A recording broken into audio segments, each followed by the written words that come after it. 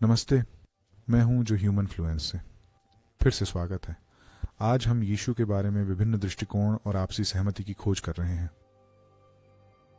यहाँ हम एक वास्तव में दिलचस्प विषय में गोता लगा रहे हैं, यीशु के विभिन्न दृष्टिकोण जो विभिन्न संस्कृतियों और धर्मों में फैले हुए हैं। हमारा उद्देश्य यहाँ केवल अंतर इंगित करना नहीं है, बल्कि उन सामान्य धागों को उजागर करना है जो हमें समझ और सम्मान में करीब ला सकते हैं। चलो उस अवधारणा से शुरू करते हैं जो ईसाई धर्म का केंद्रीय है, त्रिदेव। ये ईश्वर के तीन व्यक्तित्व होने का अद्भुत विचार है, लेकिन एक ही सार, पिता, पुत्र और पवित्र आत्मा। ये एक रहस्य है जो हमें आश्चर्य और अचंभित होने के लिए आमंत्रित करता है, हमारे मन और विश्वास का विस्तार करते हुए। आस्था के विशाल ताने बाने में पिता सभी अस्तित्व के पुनीत स्रोत के रूप में खड़े हैं, जो अनंत और शाश्वत का प्रतीक है। यही सब कुछ की बुनियाद है। यीशु मसीह ये एक मार्मिक बिंदु पर स्थित है जहां ईश्वरीय और मानव अनुभव का संगम होता है। हमारे बीच चलते हुए यीशु ने हमारे संघर्षों को साझा किया, अंतहीन करुणा दिखाई और अपने शिक्षाओं और जीवन के माध्यम से मुक्ति का मार्ग प्रदान किया। पवित्र आत्मा भगवान की सांस के समान हमारे चारों ओर की सभी चीजों में समाहित है, हर क्षण को दैवीय उपस्थिति से भिगोता है। विश्वासियों के भीतर आत्मा मार्गदर्शन करती है, प्रकाश डालती है और सशक्त बनाती है। उन्हें रोजमर्रा की जिंदगी में यीशु की शिक्षाओं को अपनाने के लिए प्रेरित करना, और ये सभी पहलू मिलकर एक एकता में बदल जाते हैं जो विश्व के साथ दैवीय संपर्क के सार को समाहित करता है। इन विचारों में उलझना हमें रोजमर्रा से परे देखने और खुद से बड़े कुछ से जुड़ने के लिए प्रेरित करता है। भविष्यवाणियों की बात करें तो यीशु की कहानी उन भविष्यवाणियों से गहराई से जुड़ी है जो उनके जन्म से पहले की गई थी। उसका जीवन दुनिया में उसके चमत्कारी प्रवेश से लेकर उसकी शिक्षाओं और अंतिम बलिदान तक इन प्राचीन भविष्यवाणियों के सभी मानकों को पूरा करता हुआ प्रतीत होता है। विश्वासियों को केवल आशा ही नहीं बल्कि एक ईश्वरीय पूर्ति की भावना देना। उदाहरण के लिए मसीहा के बारे में भविष्यवाणी ने, जो मानवता को बचाने और मुक्ति प्रदान करने के लिए आएगा। यीशु ने इस वादे को पूरा किया। उन्होंने प्रेम, क्षमा और नए आरंभ के संदेश फैलाए। मसीहा भविष्यवाणी पूरी करेगा कि वह चमत्कार और हीलिंग करेगा। इस पर विचार करें।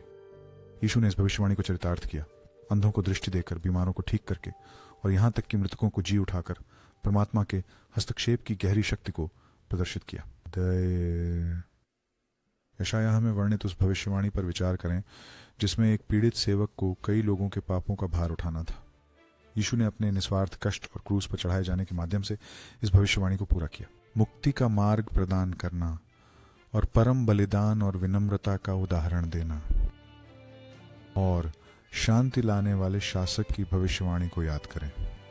यीशु ने इस भूमिका को राजनीतिक राजा के रूप में नहीं बल्कि शांति के राजकुमार के रूप में अपनाया, जो मेल मिलाप और अहिंसा का प्रचार करते थे और मानव हृदयों में शांति की परिवर्तनकारी शक्ति।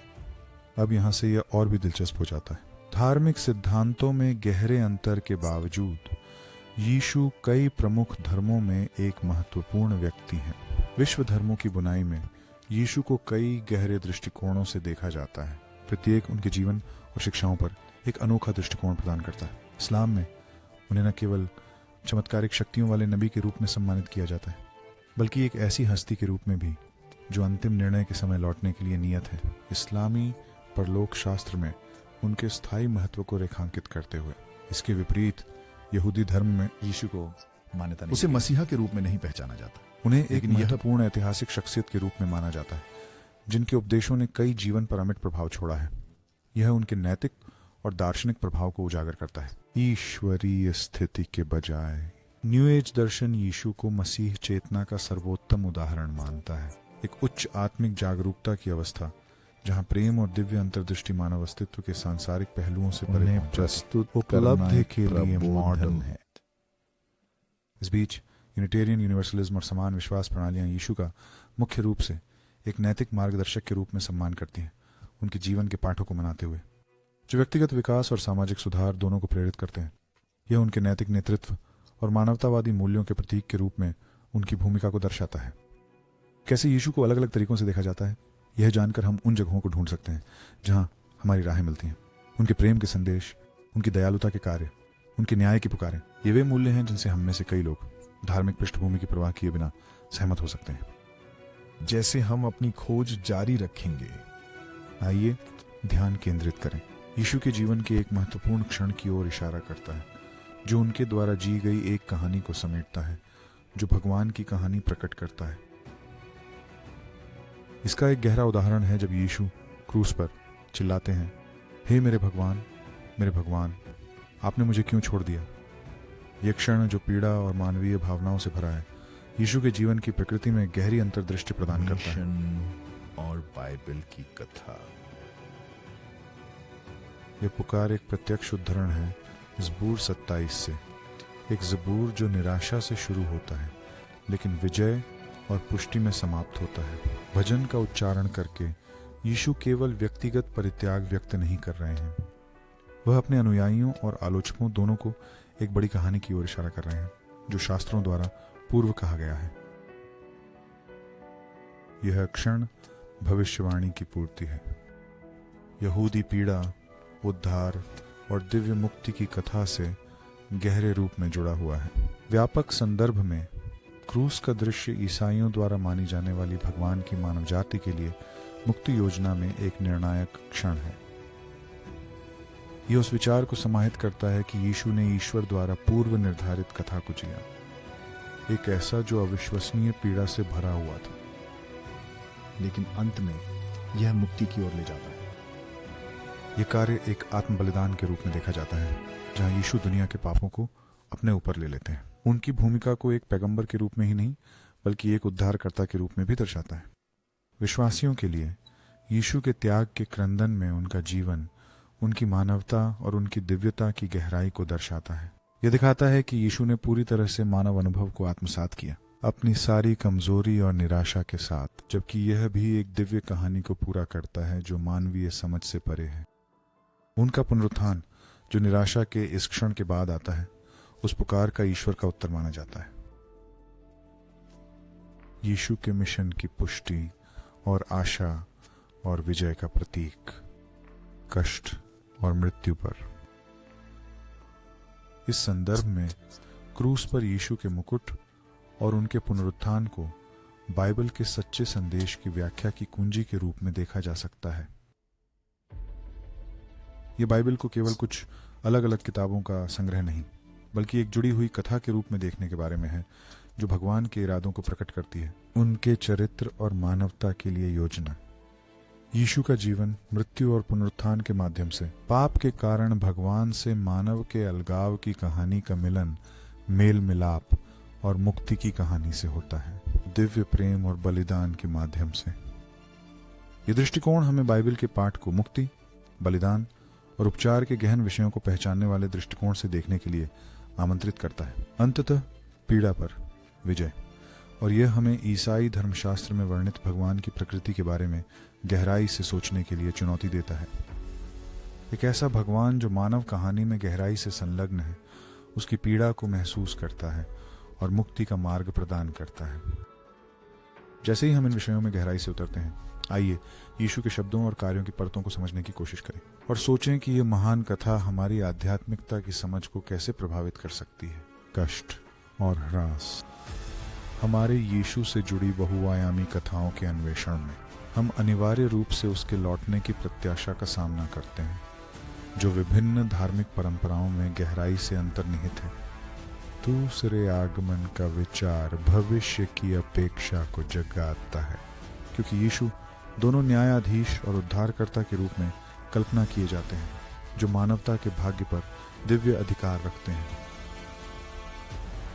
कल्पना करें कि यीशु, जो दिव्य गौरव के प्रतीक हैं, स्वर्ग से अद्भुत शोभा के नजारे में उतरते हैं।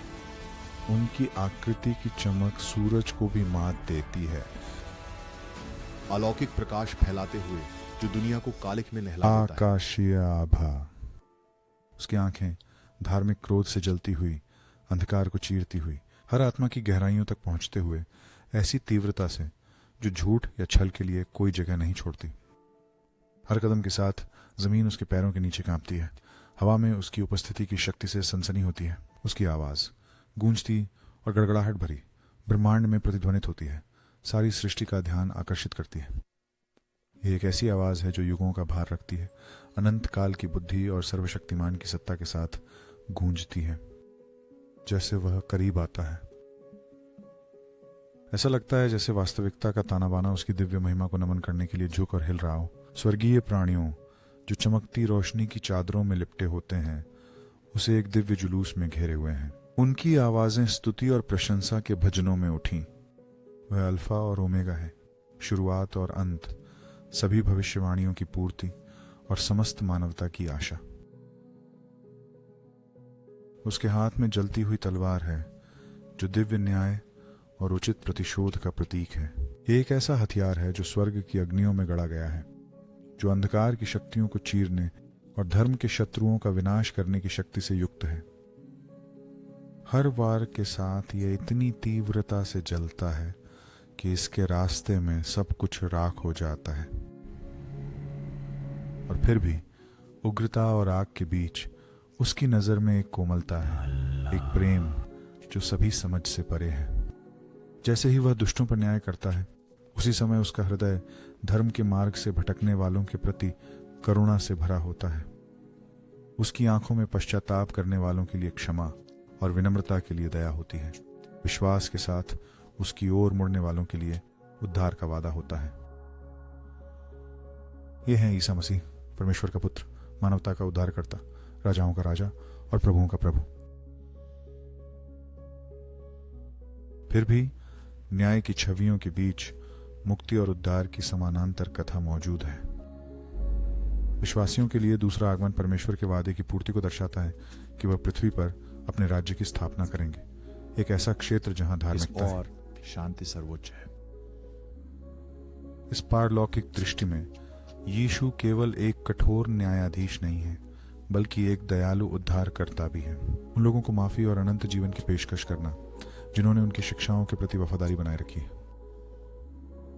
न्याय और मोक्ष के बीच का तनाव धार्मिक विचारों में ईश्वर की न्याय और दया के जटिल संबंध को रेखांकित करता है। हालांकि न्याय का सामना करने की संभावना डर और चिंता पैदा कर सकती है, यह आध्यात्मिक नवीनीकरण और परिवर्तन के लिए एक उत्प्रेरक के रूप में भी कार्य करता है। मुक्ति का वादा जो सभी को यीशु के संदेश को अपनाने वाले के लिए बढ़ाया जाता है, बड़ी आशा और मोचन प्रदान करता है।